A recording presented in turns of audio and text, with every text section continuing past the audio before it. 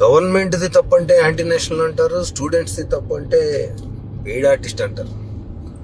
పోలీసుల ముందు స్టూడెంట్సే కొట్టానంటారు, కాదు మేము సైలెంట్గా ఉంటే పోలీసులు కొట్టామంటారు. ఒపీనియన్ చెప్తే నీకేం తెలుసు అంటారు, చెప్పకపోతే నువ్వేం చేయలేదంటారు. బహుత్ కష్టే. మరి ఇప్పుడు ఏం చేయమంటారు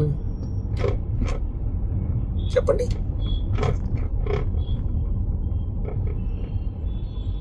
क्या है फ्रीडम ऑफ स्पीच, क्या है डेमोक्रेसी, क्या है? Should we stand up or sit down? What do we do with the blood that's boiling? What do we do with our opinions? Oh my friends, what do we do? क्या करे क्या ना करे, ये कैसी मुश्किल है.